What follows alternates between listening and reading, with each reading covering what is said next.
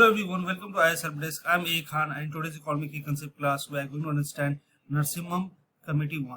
India में जो भी बैंकिंग रिफॉर्म हुए हैं बैंकिंग सेक्टर के, उसमें एक्सपर्ट कमिटीज के बहुत बड़ा रोल रहा है, जिसे आरबीआई ने टाइम टू टाइम फॉर्म किया है।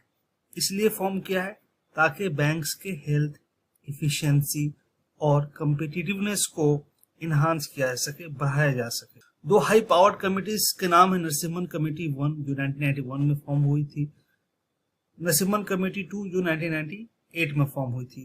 नरसिम्हम कमेटी 1 ये कमेटी 1991 में फॉर्म की गई थी। इस कमेटी के जो चेयरमैन थे वो एम नरसिम्हम थे, फॉर्मर आरबीआई के गवर्नर थे। इस कमेटी का जो पर्पस था वो पर्पस था इवेल्युएट करना बैंकिंग स्ट्रक्चर को, ऑर्गेनाइजेशन को और उनकी फंक्शनिंग को। प्राइमरी गोल था कि बैंकिंग सेक्टर का इफिशिएंसी और कम्पिटिटिवनेस को बढ़ाना।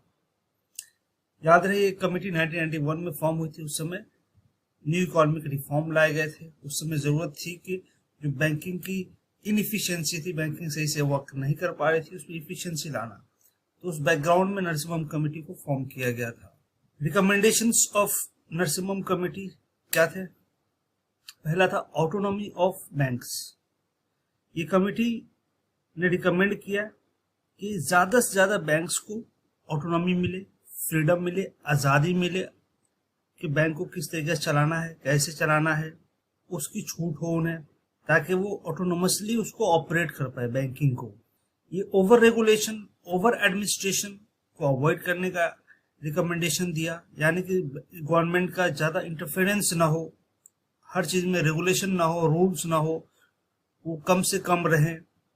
और जो चीफ एग्जीक्यूटिव या बोर्ड मेंबर हैं बैंक्स के, उनको मेरिट पे सिलेक्शन हो।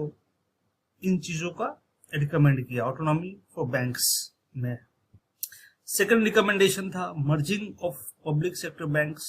बैंक्स का बिजनेस बढ़े, उसके लिए कमेटी ने सजेस्ट किया कि जो मेजर पब्लिक सेक्टर बैंक्स है उनको मर्ज कर दिया जाए।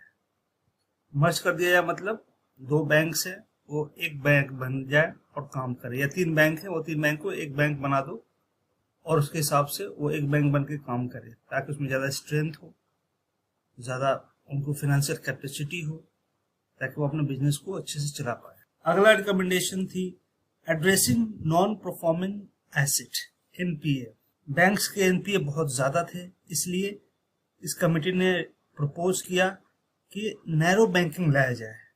नैरो बैंकिंग जहां पे शॉर्ट टर्म के लिए इन्वेस्टमेंट होती है और रिस्क फ्री एसेट में वो इन्वेस्ट करती है, जिसमें ज्यादा रिस्क नहीं है, यानी गवर्नमेंट सिक्योरिटीज में। इस रिकमेंडेशन के बाद securitisation and reconstruction of financial asset and enforcement of security interest act 2002 लाया गया। कमिटीज ने आरबीआई के रोल के ऊपर भी रिकमेंड किया कि आरबीआई का रोल ये होना चाहिए कि बैंकिंग को रेगुलेट करे, लेकिन उनका ओनरशिप, आरबीआई का ओनरशिप किसी भी बैंक में ना हो। इसकी भी रिकमेंडेशन दिया नरसिम्हम कमेटी 1 ने। नेक्स्ट रिकमेंडेशन थी कैपिटल एडेक्वेसी रेशियो को बढ़ाने के लिए। इस कमेटी ने रिकमेंड किया कि कैपिटल एडेक्वेसी रेशियो को बढ़ा दिया जाए, ताकि फाइनेंशियल स्टेबिलिटी बैंक का बरकरार रहे, फाइनेंशियली वो स्ट्रांग रहे। इसलिए कैपिटल एडेक्वेसी उनका रेशियो अच्छा रहेगा तो बैंक की स्टेबिलिटी भी अच्छी रहेगी। सो इस हिसाब से हम देखते हैं कि नरसिम्हम कमेटी 1 की जो रिकमेंडेशन थी बहुत इम्पोर्टेंट था बैंकिंग सेक्टर में रिफॉर्म लाने के लिए। और इस रिकमेंडेशन के वजह से जो 2008 की फाइनेंशियल क्राइसिस आई थी वर्ल्ड में, उसमें इंडिया ने और इंडिया के जो बैंक्स हैं उसने बहुत रेजिलियंट रोल निभाया था, यानी कि इंडिया पे ज्यादा नुकसान या प्रभाव नहीं पड़ा था उस फाइनेंशियल क्राइसिस का जो 2008 में आया था। ये रिकमेंडेशन नरसिम्हम कमेटी 1 की थी और उसका इम्पैक्ट था कि हमें लॉस नहीं हुआ 2008 फाइनेंशियल क्राइसिस से। Thanks for watching. We will shortly meet with our next economic key concept topic. Please like, share and subscribe our channel. If you have any query, you can ask in the comment section or send us message on WhatsApp number given on the screen.